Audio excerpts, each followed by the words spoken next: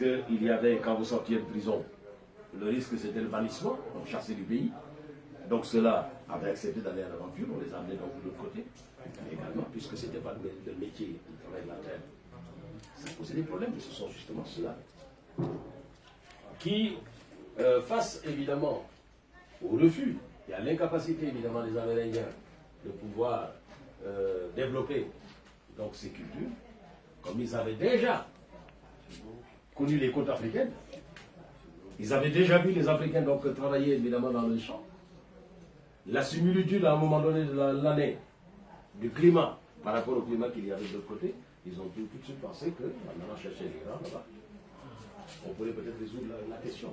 Et c'est là également qu'on a fait fonctionner donc la religion, alors que la religion avait interdit de mettre en esclavage donc un être humain. Mais c'était par intérêt, l'intérêt des uns et des autres. Et l'évêque de Chiapas, Barthélemy de las Casas, dira que oui, il avait piqué des Indiens, donc il pense qu'il faut aller chercher les Africains. Parce que les Africains n'avaient pas de religion de lui. Et comme il n'était pas tout à fait, donc comme il n'avait pas de religion, ce n'était pas tout à fait des êtres humains. Donc il fallait les forcer à venir ici, ou les amener de force, parce qu'il y aurait double bénéfice. C'est-à-dire on pouvait les convertir à la religion catholique, le premier bénéfice, et le second bénéfice, c'est qu'on pouvait les utiliser dans le travail des plantations et tout ça gratuitement. Et c'est ainsi, mais pour pouvoir organiser ça, il fallait convaincre tout le monde. Parce que vendre un homme, un être humain, c'était pas acceptable, même pour les Européens. Donc ça veut dire que tout le monde n'était pas d'accord. Il a fallu donc convaincre les gens en expliquant que oui, c'est pas tout à fait des êtres humains, ils sont entre les animaux, les trucs et tout ça, donc on peut. Voilà. Donc on a essayé de justifier tout ça, mais tout le monde n'était pas d'accord. Voilà. Et c'est ainsi que les intellectuels donc, anglais ont commencé donc à dénoncer cela. Suivis entre autres par d'autres intellectuels donc français et des autres nationalités qui, eux, ont commencé à combattre de l'autre côté.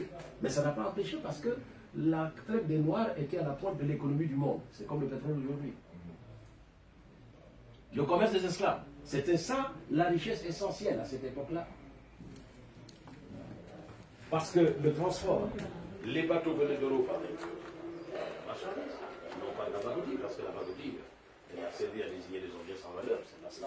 Ce sont des armes à feu, de la poudre à canon, pour faire fonctionner les armes à feu, des nouveaux alcools, le rhum et le vin, mais également la barre de fer, et d'autres produits utilitaires. Parce que ce qu'on appelait la pagotille, ou les objets des minoteries, tout ça, ça a été utilisé de façon tout à fait accessoire. C'est-à-dire que Chiwalof m'a dit Bounya. Donc ce n'était pas ça qui avait été utilisé comme donc, produit d'échange contre les esclaves. On vous donnait ça en bonus. Voilà.